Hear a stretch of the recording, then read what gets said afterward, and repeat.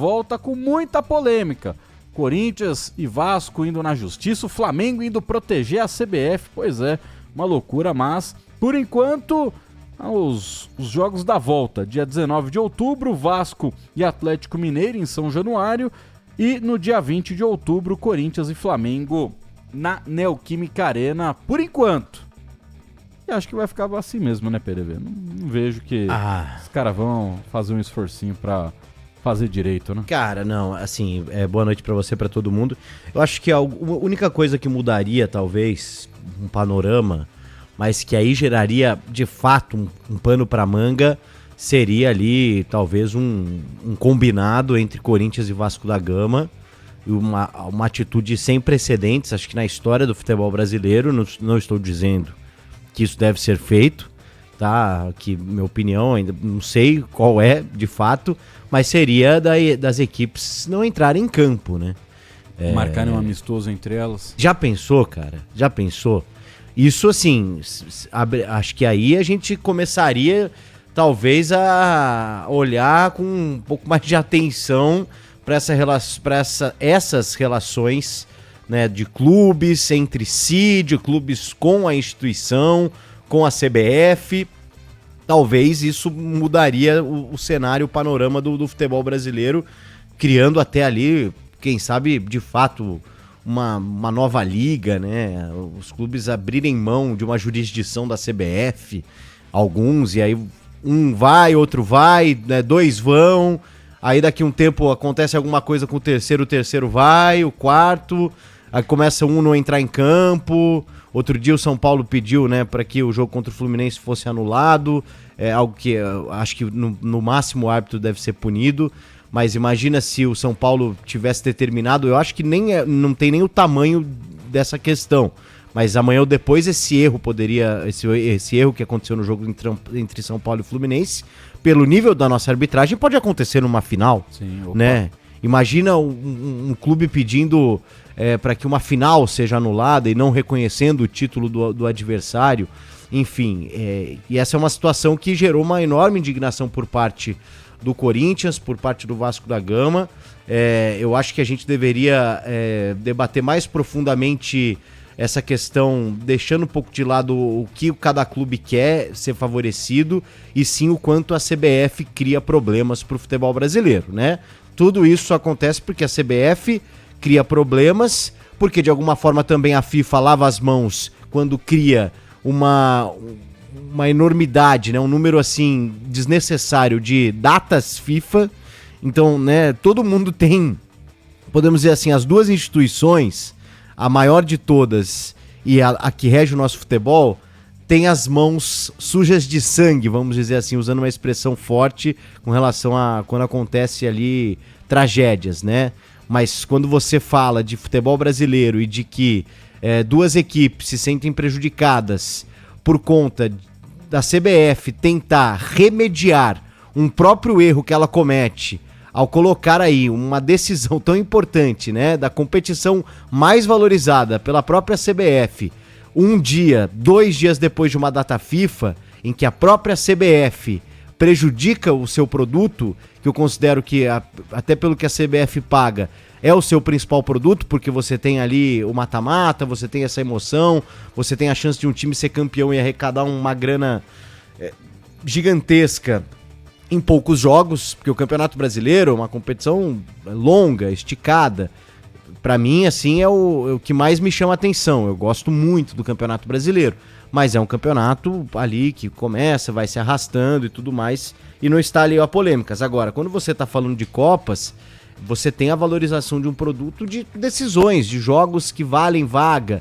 Então, a própria CBF, ela estraga o seu produto quando ela não se atenta a essa questão de marcar uma semifinal, uma volta de semifinal depois de uma data FIFA. Até porque você tem os primeiros jogos acontecendo hoje, dia 2 de outubro, e as decisões, as partidas que vão definir as equipes que estarão na final daqui a 15 dias. Assim como aconteceram também nas quartas de final, né? Exatamente. E o primeiro jogo foi antes da data FIFA e os jogos da volta após data FIFA, e aí, né, com o time tendo que fazer malabarismo para contar com os jogadores convocados à disposição. E mais uma vez, isso iria acontecer.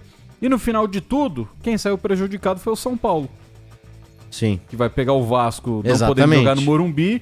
E talvez, eu não sei se o Arboleda já voltou a ser convocado, né? Se ele fez as pazes lá no Equador, prometeu não levar mais ninguém na balada.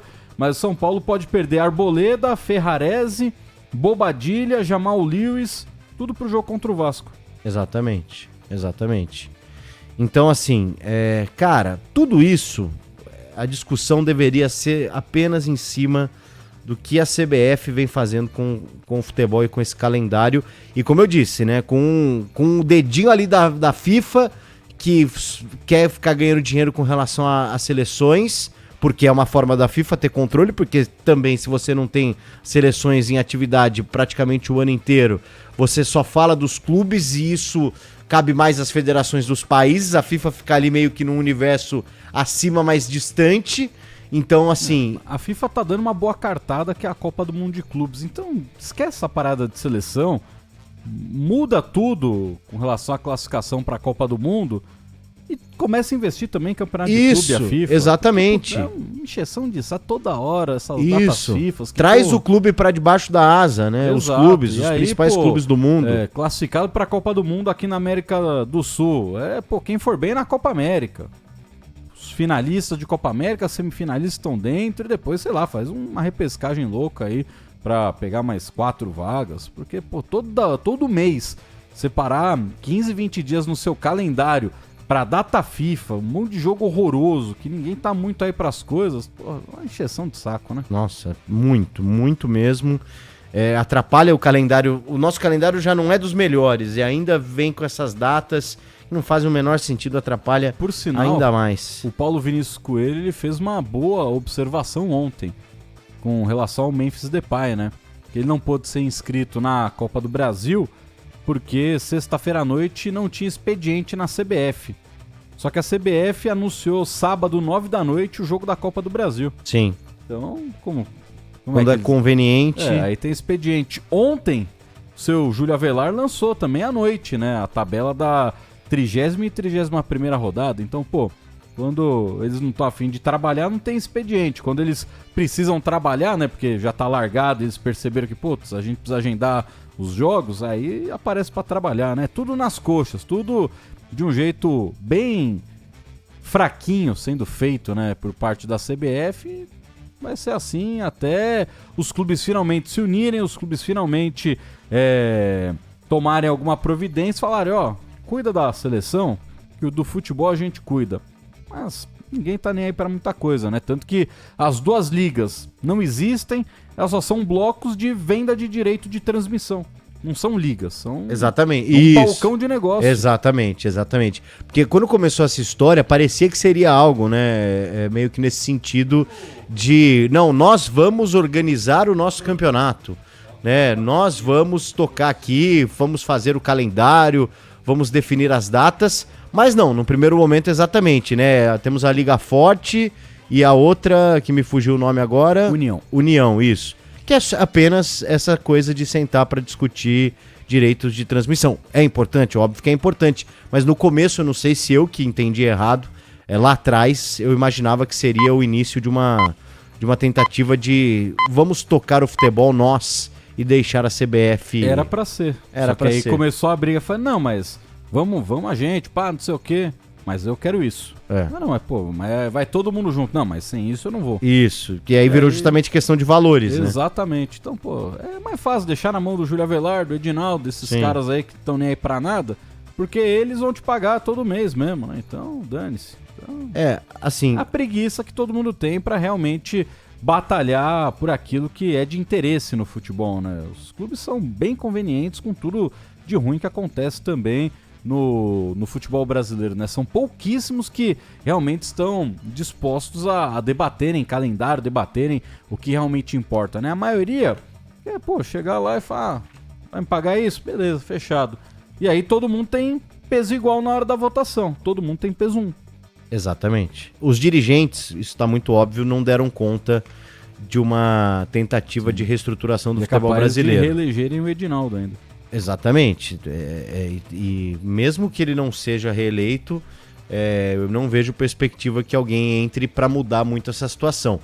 Agora, a nossa última esperança, Gustavo Soler, é a gente olhar para a Europa. Eu não gosto muito de ficar olhando e me inspirando, mas que esse momento de indignação dos jogadores europeus, que sofrem menos do que os jogadores que estão aqui com relação ao calendário, mas eu acho que sofrem bastante, porque a gente está falando de jogadores que também estão sempre envolvidos em data FIFA, caras que praticamente não tiveram férias agora por conta de Eurocopa, por conta de Copa América, e que já estão jogando, e né, o Rodri que infelizmente se machucou, uma coisa assim, né, uma fatalidade do destino. Uma semana antes ele falava a respeito disso, que os jogadores precisam ser ouvidos. Então, assim, não sei, minha última esperança, apesar de não botar muita fé na classe, é que os jogadores comecem a não entrar em campo, né? Não vou entrar em campo, vocês que se virem aí, porque a gente está falando justamente da saúde deles, né? Quando a gente fala em não colocar jogadores que estão voltando de uma data FIFA numa semifinal, a gente está falando do espetáculo? Sim, mas a gente está falando principalmente dos jogadores apresentarem condições, né? Então, por que os atletas não são ouvidos? Porque eles não falam, porque eles não se posicionam, ou de alguma forma os dirigentes abafam isso?